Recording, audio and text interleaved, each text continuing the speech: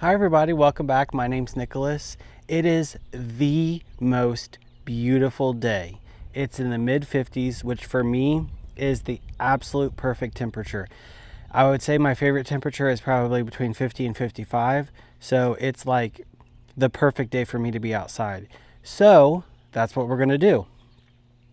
I went and grabbed some plants that I want to talk to you guys about. But before we get into all that, last week in the video, or last video, where I did some transplanting, we were in a flower bed that's on the west side of my house. And it gets a lot of sun, but it's very, there's nothing there really when it's winter. So I have been looking for this particular thing that I found today. So I'm really excited about it. And then I got some other stuff to go with it so that we can kind of like make a whole, I don't know, like, like a vibe on that side of the house. So let me show you the plants that I got, and then I'll show you where they're going to go. So hopefully you can see all these, but I'll pop pictures up with like, when they're at the mature, size.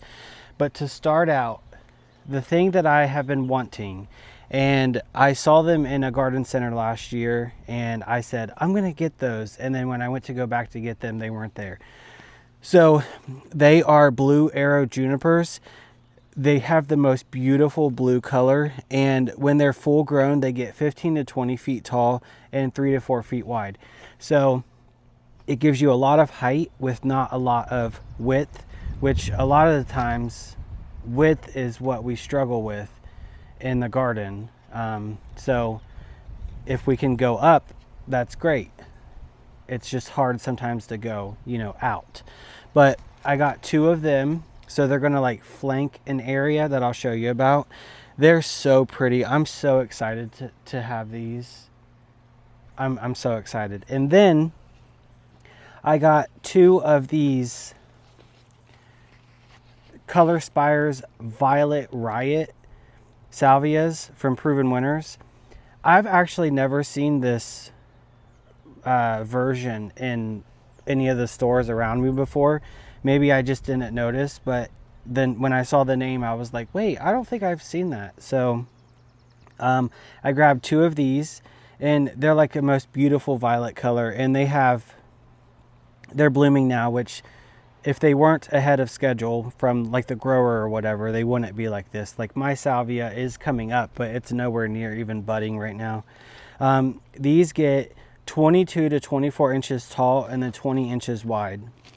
So when I looked at like established photos of these, that color, I don't know, it was something else. So if it's like that in real life, I will be one happy guy. And then, so all of these obviously that I just talked about are perennials or things that come back every year. I did get a pack of annuals because I felt like I just needed to like get something that could spread out a little bit as far as like color, if that makes sense. So I just got this pack of Snapdragons, and it's like the most beautiful like pink peachy color. And I don't know, it's a very generic tag. It doesn't say anything about, what it is. And I honestly don't even think it has it says 18 to 36 inches tall. That's a very big difference. So I feel like it's a generic tag for all of their Snapdragons that they have. And so I don't even know how much I should pay attention to this, but it says 18 to 24 inches wide. So I have places for these, and then we'll find places for everything else. So let me take you to where we're going to be planting these and show you what my train of thought is. So this is the side of the house. It's very exciting, isn't it? Well, so last year I realized that out of season, this bed is very boring, let's be honest. So I have a slender Hinoki cypress. I don't remember the stats on it, but I think it's somewhere around 18-ish feet tall and maybe 4-ish feet wide. I could be lying to you, but once it's full grown, it'll be a really nice, it'll take up a really nice space in between the two windows. And then I needed more than that. So my thought is to put a juniper here and then in the same spot on that side, so they can take up the space on the siding, I think. And then to have those all the time, I think it would just be a nice look. It would just add some greenery to the side of the house all year long. And then your guess is as good as mine where the rest of the things are going to go. But I'll try to find some symmetry probably with the salvias, just so that they, I don't know, kind of make sense. But then I'm just going to pop a whole bunch of Snapdragons throughout this bed just to give it a little bit of color, because right now it's not doing it. And we will have to dig up, this is a humongous clump of sedum, and then there is, I believe that's an echinacea right here. So in order to place this right in the middle, I'm gonna have to move these things, which will be fine because I just need to, I can like divide this up and spread it throughout this bed, and then this will be easy just to move and plop into a different hole. And then we do have to move something over here as well, which is actually one of my favorite plants in my garden. And you would wonder why I want to move it, but it just doesn't really make a lot of sense here. So this is the Grand Cascade butterfly bush. I know it looks like nothing right now, but it is absolutely beautiful. And my thought is, I think I want to move it right here. So I have a hydrangea that I don't know if there's something wrong with it or what. I can usually grow hydrangeas really well, panicle hydrangeas. I don't really do well with big leaf or macrophylla hydrangeas, because a lot of those bloom on old wood. So they will grow their stems one year, and then the next year those stems will have buds on them that then turn into blooms. So that's like the pink and blue hydrangeas. Well, in my area, they grow fine, but we always get like a late cold snap like we just had. We had like it warmed up. It was warm, it was beautiful, everything was growing, and then we dropped down to 20 one night and then like 24 the next night. So anything that puts on a little bit of growth and then gets those temperatures, it, you know, kills those buds. So usually for macrophylla hydrangeas, they don't bloom for us unless you protect them and wrap them all winter. And I just am not interested in having a lot of plants like that where I have to baby. I'm okay with doing some, but not a lot. So anyway, the panicle hydrangeas, love it here. And I have 50 plus probably. So this one can just move and I'll find another spot for it where I can try to, you know, baby it. But I think that the butterfly bush will fill out this space nicely. So it usually gets like this big. It's absolutely huge. So it can do that right here, because right behind it is a tall garden phlox that comes up to here. And there's a rose, but that'll be fine. So if it can fill in this space, it'll be lovely. I don't know where I'm going to put the hydrangea, but I can find a spot. So I guess the first thing I need to do is dig out the plants that I want to move, and we will go from there. And it is a little windy, so I apologize if that's coming through on the mic, but I'll do my best, I guess, to make that go away. So I'm excited to just get going. I guess I should tell you the tools we have. So I do have a bag of gloves and some biotone, and I have my auger, the 60-volt DeWalt auger, well, 60-volt DeWalt drill with, this is the 5-inch auger from Garden Answer. I actually really like it. So I have the 5, the 3, and the 2, and I like all of them so far.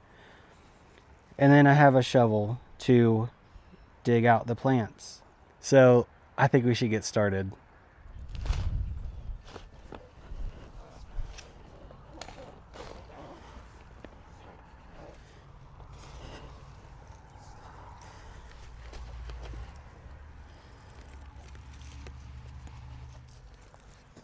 Tell me why I brought gloves out and I didn't even grab any. I'll tell you what.